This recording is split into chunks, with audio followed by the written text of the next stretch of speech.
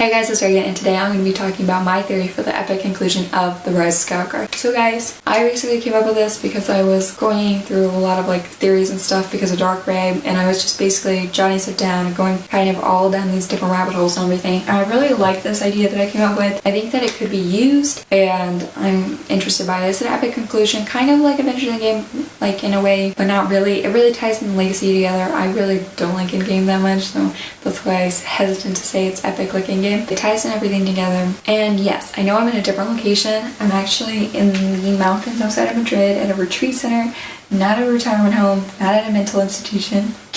So that's what I'm doing. That's where I am right now. I am studying abroad in Madrid this semester, so that's why you should follow all my social medias to keep up with me. Also, subscribe to my vlog channel, Reagan on the Regular, to keep up with my weekly shenanigans when I post on there.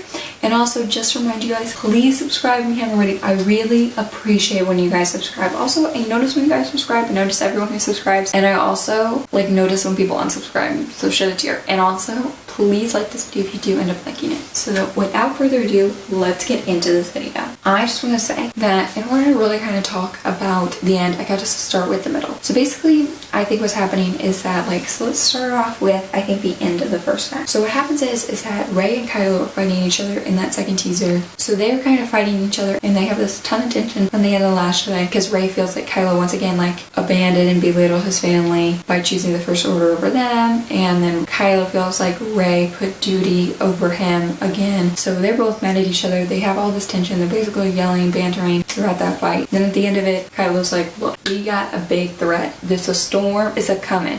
Palpatine is a-coming. He's a big, big bad, and he is coming for us. He's got my nice brain under control, which I've been saying since the beginning, because Palpatine definitely has nice brain under his control, because they went out to discuss on the service of the Force, and Palpatine came back controlling them, and so he knows about kind of that, and maybe the contingency plan, and Palpatine and his Sith troopers and stuff like that. So then what happens is that Rey's kind of reluctant to agree to it, because Rey's still hesitant.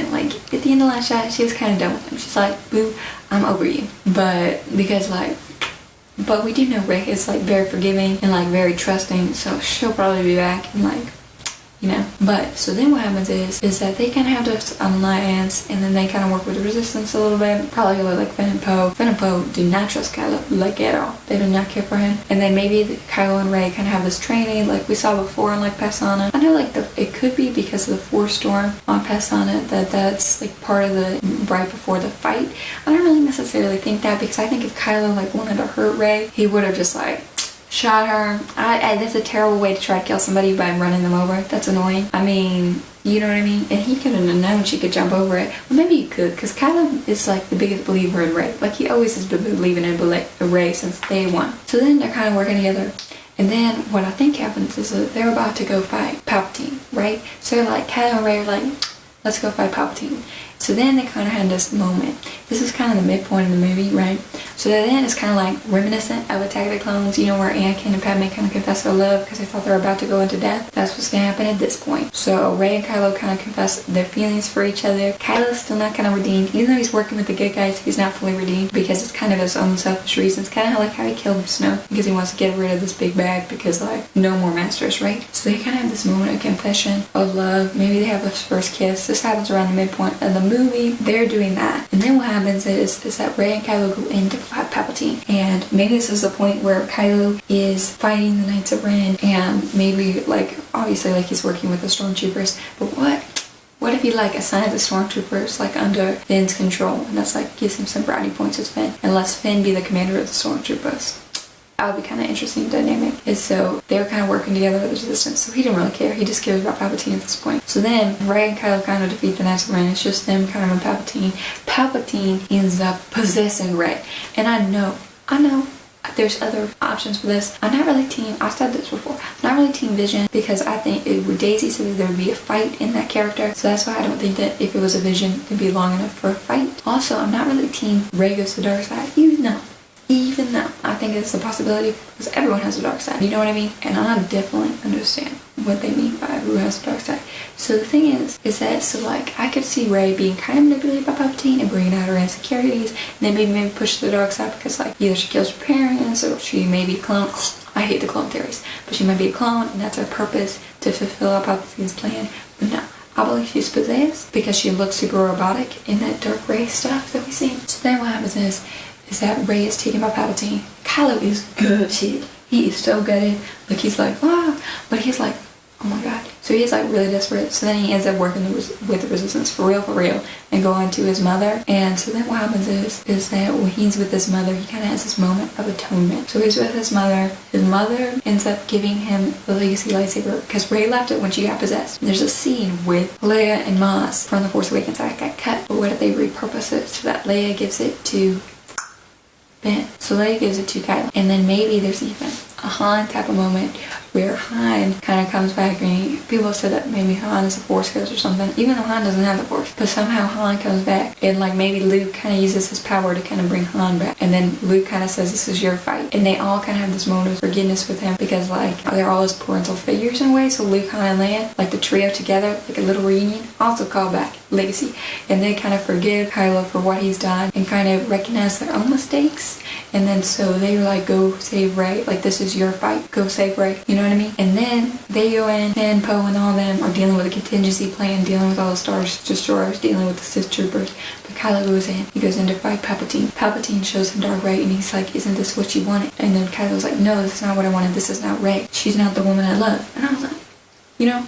And then so what happened, I like how I'm reacting to something that happened in my own brain. But anyway, so then what happens is that Rey like starts to fight Kylo. He doesn't want to hurt Rey, so he's not really the best to fight him right now. So then what happens is that Rey is about to kill him, right?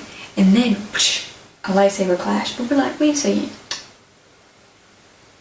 We already seen this lightsaber. Ben already healed himself that much? No, what happened is that it's Anakin. Dun, dun, dun.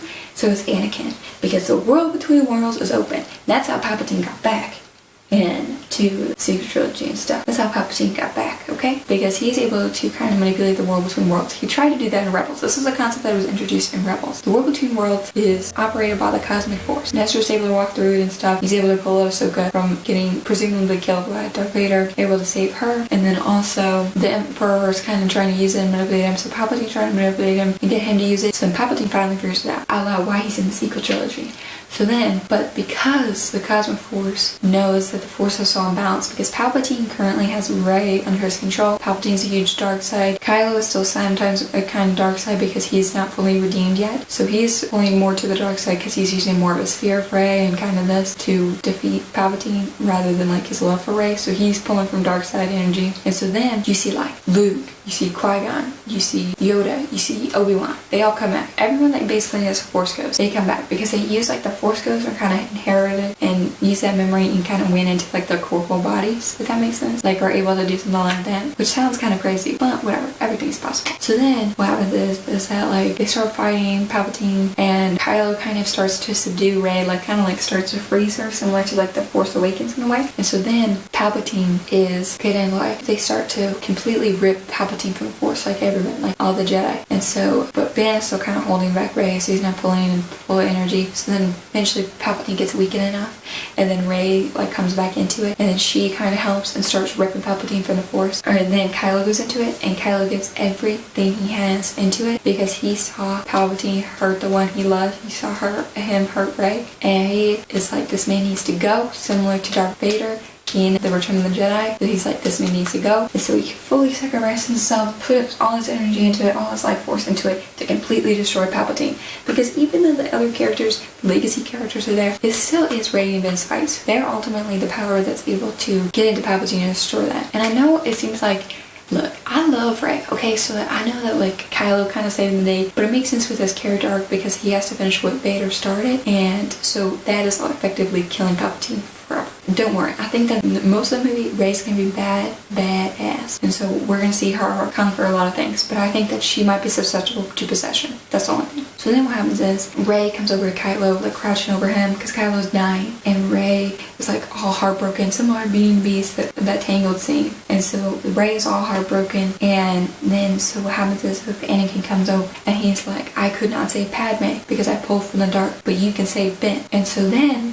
Rey like reaches into the bond, reaches into light energy, holds on to that piece of Ben's soul that is connected to her, and holds on to it and helps heal. And because this might have taken place on Mustafar and Vader's castle, which is a great meta. First of all, I'm going to link some really good metas down below. And North Gallus said this first. I feel like I'm saying that wrong, but right now I haven't got much sleep, so I apologize. I'll have their ads right over here. And also, like them linked below, like I said, and like someone's daughter, they kind of talked about this. But basically, so what happens is since they're on Mustafar, right, and Mustafar used to be a planet of like luscious green and everything. So when Rey heals Ben, she heals the entire planet. And boom, it's all green. Like flowers are blooming, everything's crazy. It's all green and perfect. Kylo Ren dies. Ben is resurrected and he's alive again. What happens is that like everyone kind of goes back into the portal after they kind of lent their strength to Rey. They kind of work as like a sister to help Rey heal Kylo because the light side of the Force, the cosmic force wants Kylo to live, alright? So they want Kylo to live. And so then what happens is